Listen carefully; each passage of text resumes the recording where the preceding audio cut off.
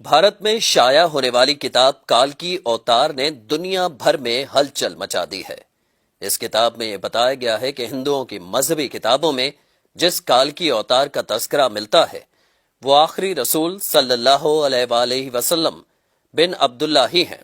اس کتاب کا مصنف اگر کوئی مسلمان ہوتا تو وہ اب تک جیل میں ہوتا اور اس کتاب پر پابندی لگ چکی ہوتی، مگر اس کے مصنف پنڈت وید پرکاش برہمن ہندو ہیں اور وہ الہ آباد یونیورسٹی سے وابستہ ہیں۔ وہ سنسکرت زبان کے ماہر اور معروف محقق اسکالر ہیں۔ پنڈت وید پرکاش نے کال کے اوتار کی بابت اپنے اس تحقیق کو ملک کے 8 مشہور و معروف محقق پنڈتوں کے سامنے پیش کیا تھا جو اپنے شعبے میں مستند گردانے جاتے ہیں۔ ان پنڈتوں نے کتاب کے بغور مطالعے اور تحقیق کے بعد یہ تسلیم کیا ہے کہ کتاب میں پیش کیے گئے حوالے مستند اور درست ہیں۔ برہمن پنڈت وید پرکاش نے اپنے اس تحقیق کا نام کال کی اوتار یعنی تمام کائنات کے رہنما رکھا ہے۔ ہندوؤں کی اہم مذہبی کتاب میں دراصل یہ ایک عظیم رہنما کا ذکر ملتا ہے جسے کال کی اوتار کا نام دیا جاتا ہے۔ سو پنڈت وید پرکاش گہری تحقیق کے بعد یہ دعویٰ کرتے ہیں کہ اس کال کی اوتار سے مراد حضرت محمد صلی اللہ علیہ وآلہ وسلم ہے جو مکہ میں پیدا ہوئے۔ چنانچہ ان کا کہنا ہے کہ تمام ہندو جہاں کہیں بھی ہوں ان کو اب کسی اور کال کے اوتار کا انتظار کرنے کی ضرورت نہیں ہے، بلکہ اس کے لیے انہیں محض اسلام قبول کرنا ہے اور آخری رسول صلی اللہ علیہ وآلہ وسلم کے نقش قدم پر چلنا ہے جو بہت پہلے اپنے مشن کی تکمیل کے بعد اس دنیا سے تشریف لے جا چکے ہیں۔ اپنے اس دعوے کی دلیل میں پنڈت وید پرکاش نے ہندوؤں کی مقدس مذہبی کتاب وید سے مندرجہ ذیل حوالے دلیل کے ساتھ پیش بھی کیے ہیں۔ نمبر 1، وید کتاب میں لکھا ہے کہ کال کے اوتار بھگوان کا آخری اوتار ہوگا جو پوری دنیا کو راستہ دکھائے گا۔ ان کلمات کا حوالہ دینے کے بعد پنڈت وید پرکاش لکھتے ہیں کہ اس پیش گوئی کا اطلاق صرف حضرت محمد صلی اللہ علیہ وآلہ وسلم کے معاملے میں درست ہو سکتا ہے۔ نمبر 2، ویدوں کی پیش گوئی کے مطابق کال کی اوتار ایک جزیرے میں پیدا ہوں گے اور یہ عرب علاقہ ہی ہے جسے جزیرۃ العرب کہا جاتا ہے۔ نمبر 3، مقدس کتاب وید میں لکھا ہے کہ کال کے اوتار کے والد کا نام وشنو بھگت اور والدہ کا نام سومانب ہوگا، جبکہ سنسکرت زبان میں وشنو اللہ کے معنوں میں استعمال ہوتا ہے اور بھگت کے معنی غلام اور بندے کے ہیں۔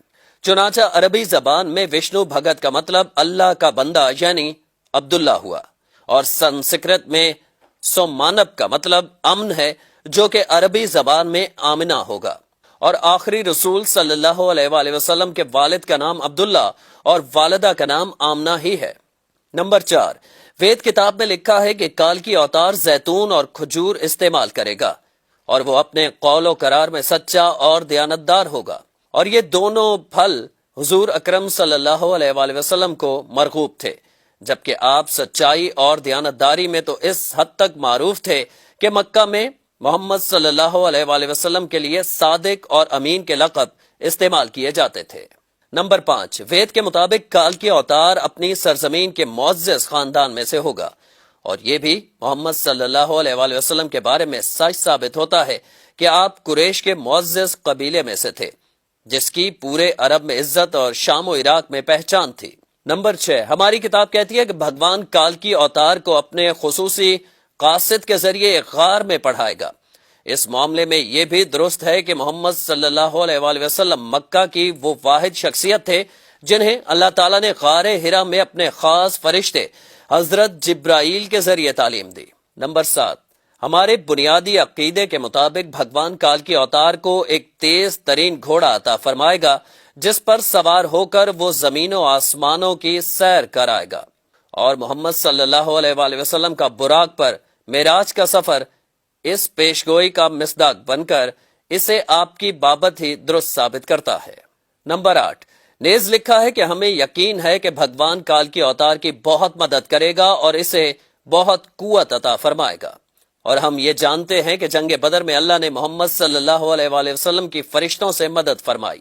نمبر 9، ہماری ساری مذہبی کتابوں کے مطابق یہ پیش گوئی ملتی ہے کہ کال کی اوتار گھوڑ سواری، تیر اندازی اور تلوار زنی میں ماہر ہوگا۔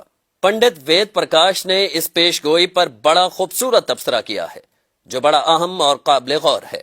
وہ لکھتے ہیں کہ گھوڑوں، تلواروں اور نیزوں کا زمانہ بہت پہلے گزر چکا ہے۔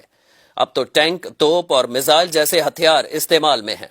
لہٰذا یہ عقل مندی نہیں ہے کہ ہم اس دور جدید میں تلواروں، نیزوں اور برچھیوں سے مسلح کال کے اوتار کا انتظار کرتے رہ جائیں۔ حالانکہ حقیقت یہ ہے کہ مقدس کتابوں میں کال کے اوتار کے واضح اشارے حضور صلی اللہ علیہ وآلہ وسلم کے بارے میں ہیں، جو ان تمام حربی فنون میں کامل مہارت رکھتے تھے۔ ٹینک، توپ اور میزائل کے اس دور میں گھڑ سوار، تیز زن اور تیر انداز کال کے اوتار کا انتظار نری حماقت ہے۔ اس کو اتنا پھیلائیں کہ ساری دنیا کے ہندو کلمہ پڑھ کر اللہ تعالیٰ کے حضور سچی توبہ کر کے جنت میں جانے والے بن جائیں۔